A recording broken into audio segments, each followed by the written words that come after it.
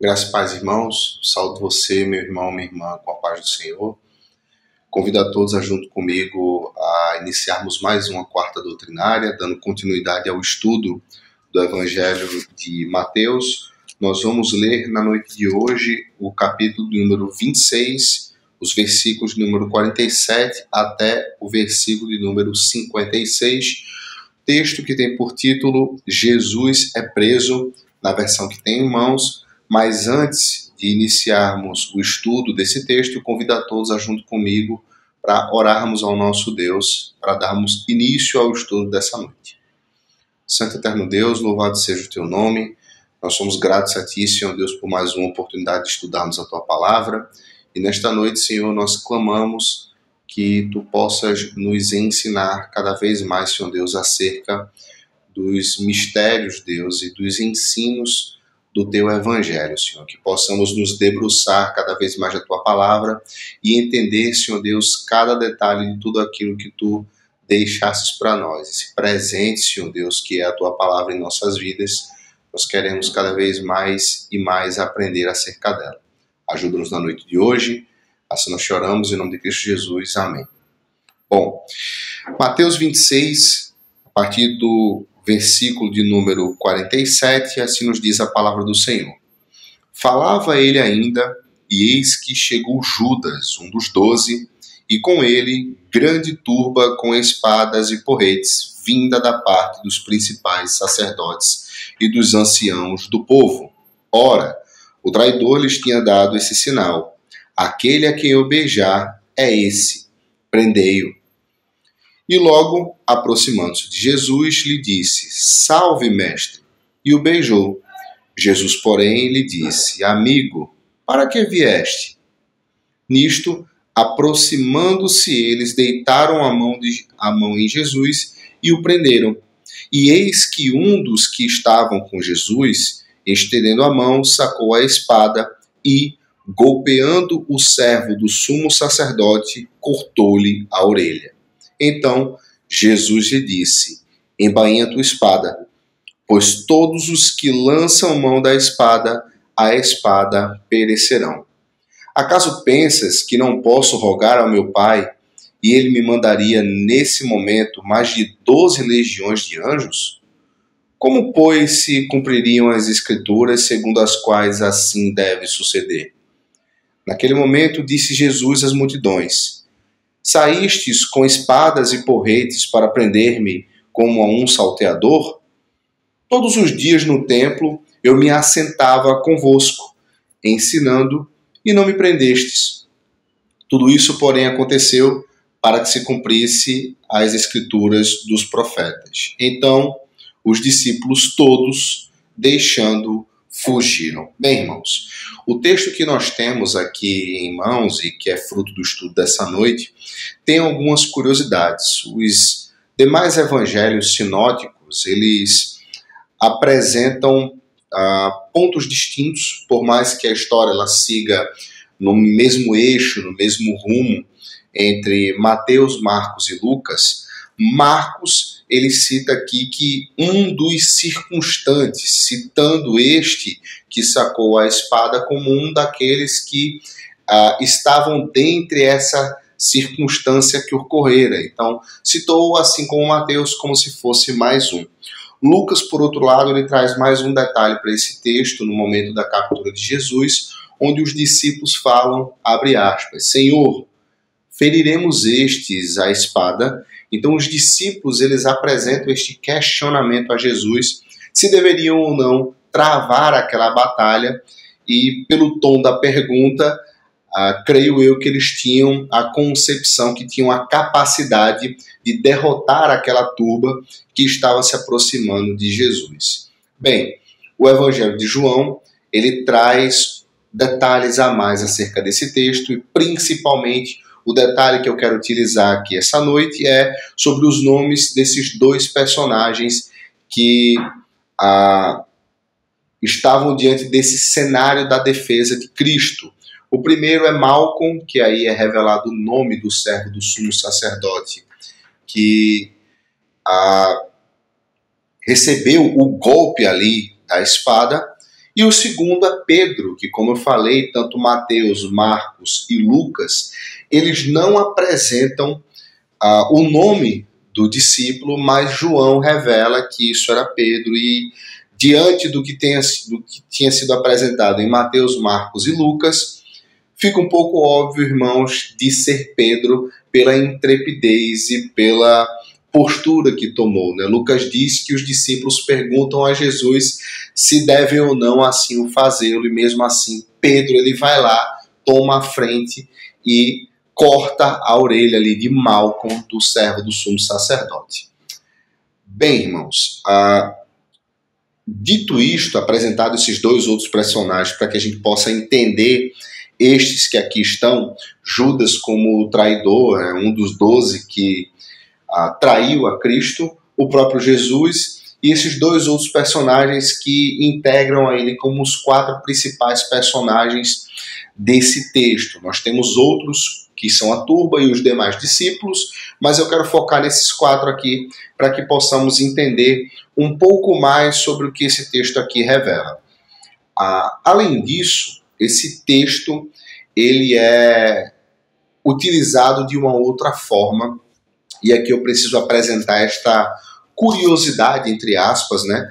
Porque muitas pessoas, mundo afora, utilizam esse texto aqui como um texto que prega sobre o pacifismo, sobre a não violência. E, sinceramente, irmãos, esse não é o cerne da palavra dessa noite. Em nenhum momento Cristo aqui ele deixa uma lição acerca de pacifismo. Nós entendemos que a conduta de Jesus, ela talvez não seria a conduta esperada, e nós vamos falar um pouco mais disso mais para frente, mas eu queria já tirar essa confusão aqui do estudo dessa noite. Pode ser que alguns dos que estão me assistindo já tenham escutado essa situação, e desde já eu quero deixar claro que, sim, Cristo era um homem pacífico, Cristo era um homem que ele tinha atitudes amorosas, de cuidado, zelo, perdão e misericórdia. Mas também precisamos lembrar que Cristo, quando necessário, tomava medidas ali mais drásticas. Vide o seu comportamento dentro do templo, quando viu ali as pessoas com mercados dentro da casa do Senhor. Então, não é sobre isso o cerne da palavra dessa noite, não é sobre isso o cerne desse texto.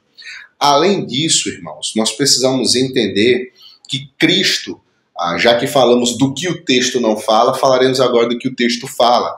Cristo aqui nos revela, não só nesse texto, em outros também, mas o cerne dessa palavra é acerca de o que precisa ser feito, o que precisa ser cumprido e o cumprimento do plano de Deus para com as nossas vidas. Bem, Jesus ele cita aqui mais uma curiosidade, quando ele trata sobre a quantidade da legião celestial que estaria à sua disposição para tal situação. Nós vimos que Pedro, mais uma vez, age de forma intrépida, ele toma a frente e age talvez sem pensar, por instinto, por impulso, e Cristo o repreende.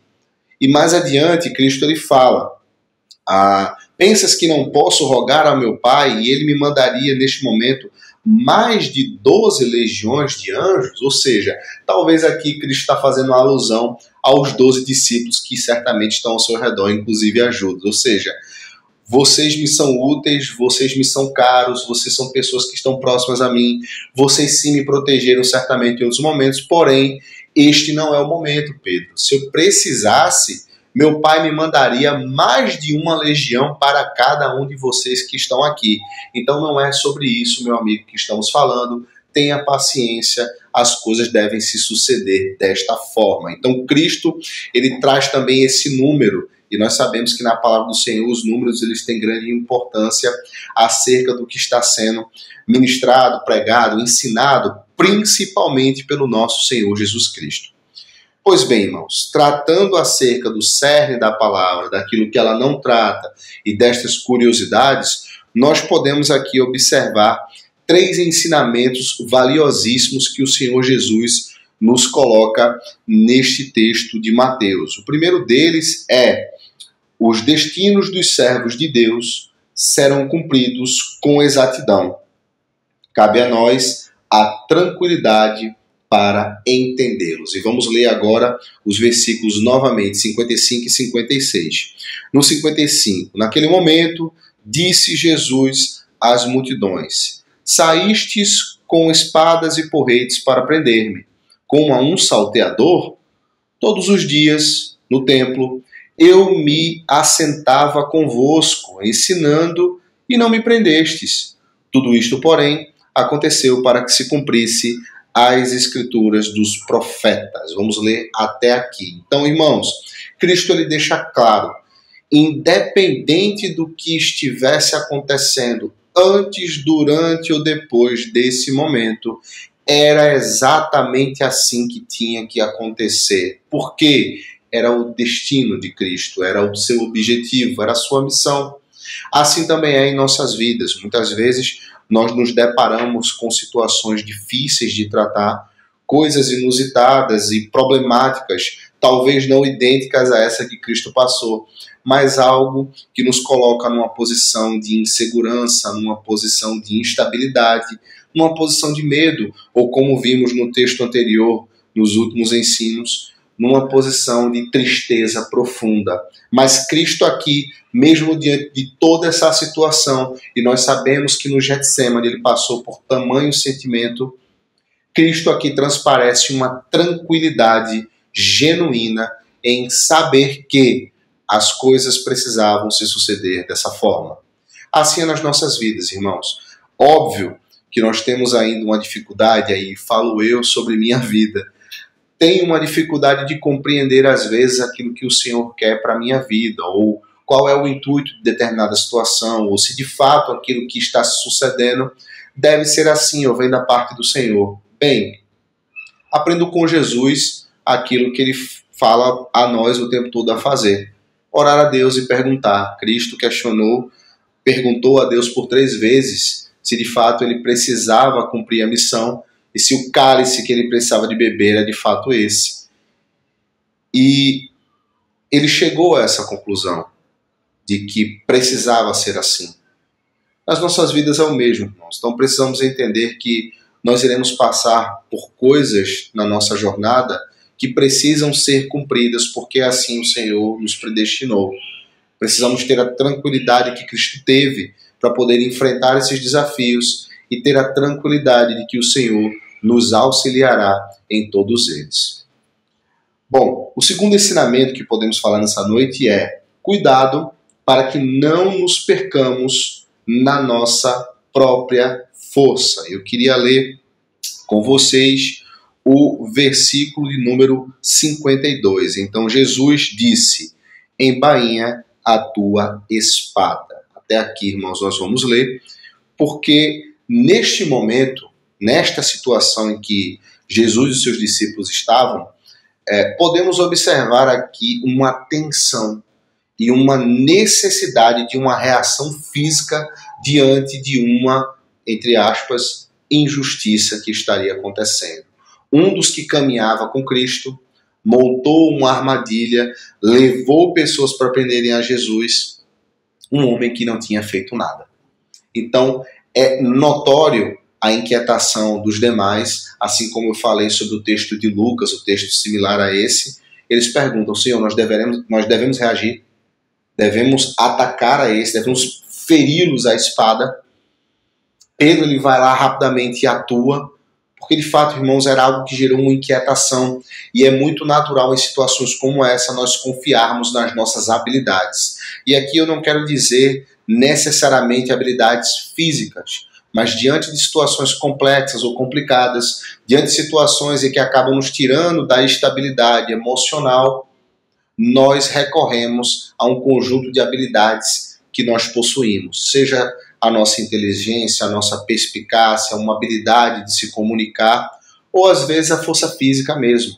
Precisamos entender que nós, diante dessas situações, não podemos recorrer às nossas habilidades físicas. Elas nos auxiliarão em diversas outras situações, mas haverão situações como essa em que nós precisamos refletir e não podemos cair na armadilha de recorrer a tais habilidades. Assim como Cristo deixou claro aqui para Pedro: embainha a tua espada. Eu não preciso disso. Você não precisa disso. As coisas precisam acontecer dessa forma. E por que tem que ser assim? Aí é o terceiro e último ensino dessa noite, que diz: batalhas espirituais devem ser travadas de forma espiritual. Vamos ler o versículo de número 53. Jesus disse: acaso pensas que não posso rogar ao meu Pai e ele me mandaria neste momento mais de 12 legiões de anjos? Bem, aqui Cristo nos ensina, e o tópico que eu utilizei aqui pode parecer um pouco clichê, porque é fato que usamos muito isso para tratar de situações diversas. Lutas que passamos, quando damos algum testemunho, quando pregamos a palavra, ministramos para alguém, admoestamos o irmão.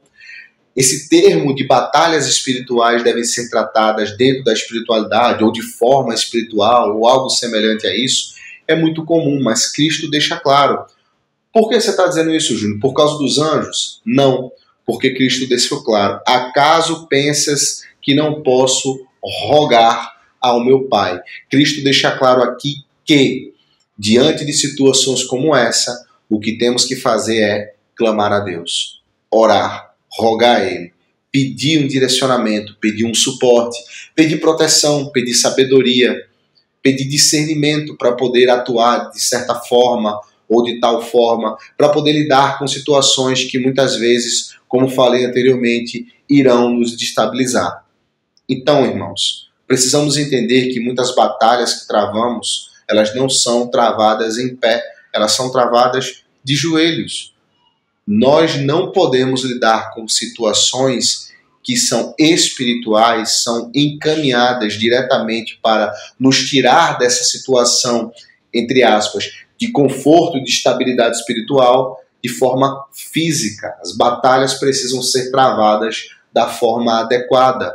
E o Senhor Deus tirou Cristo dos discípulos momentos após esse, mas, assim como o próprio Cristo disse, eu vos enviarei um de mesma natureza que eu, de mesma forma, o auxiliador, o Espírito Santo, esse que está comigo e que está contigo, e que nos auxilia a entender tais situações e a combater o combate adequado de forma espiritual. Precisamos estar atentos a tudo isso. Então, para finalizarmos, relembrando os 3 pontos dos ensinamentos que eu tiro desse texto: primeiro, os destinos dos servos de Deus serão cumpridos com exatidão. Cabe a nós a tranquilidade para entendê-los. 2, cuidado para que não nos percamos em nossa própria força ou na força que achamos que possuímos. E terceiro, batalhas espirituais devem ser travadas de forma espiritual. Bem, irmãos, é com esses 3 ensinos que Cristo nos dá nesse texto que eu encerro a ministração dessa noite. Eu clamo a Deus que essa mensagem ela encontre guarida em teu coração, ela fixe na tua mente, que ela te faça refletir sobre o que você está passando nesse momento, se é um vale de ossos secos, se é alguma dificuldade, um mar revolto, uma tempestade que tem abalado o seu barco, mas que você não venha esquecer de quem está contigo no barco, que você não venha esquecer de quem lhe auxilia diante dessas dificuldades. E que, assim como o nosso Senhor Jesus Cristo nos dá um exemplo aqui de tranquilidade para enfrentar dificuldades, porque sim, precisaremos passar por estas ou aquelas coisas diante da nossa jornada, porque assim o Senhor o permitiu e assim o Senhor o predestinou, que você também possa ter a tranquilidade de entender a vontade do nosso Deus e buscar auxílio a Ele no momento oportuno. Vamos orar mais uma vez para encerrar a ministração dessa noite. Senhor, nós te damos mais uma vez graça. Nós somos gratos, Senhor, a Ti pela Tua palavra. Somos gratos, Senhor, porque tendo ela em nossas mãos, nós podemos entender um pouco mais, Senhor, acerca do que passamos, acerca do que enfrentamos e de como devemos conduzir as situações, Senhor. Que diante de problemas diversos ou situações que nos desestabilizam, Senhor, que possamos ter a calma e não agir de forma óbvia e direta como Pedro, mas que possamos ter a tranquilidade, Senhor, de aprender assim como Cristo o teve. Eu clamo que tu possas auxiliar, Senhor Deus, o meu irmão, a minha irmã que está assistindo essa gravação, assim como tu tens me auxiliado, Senhor Deus, diante de tantas situações.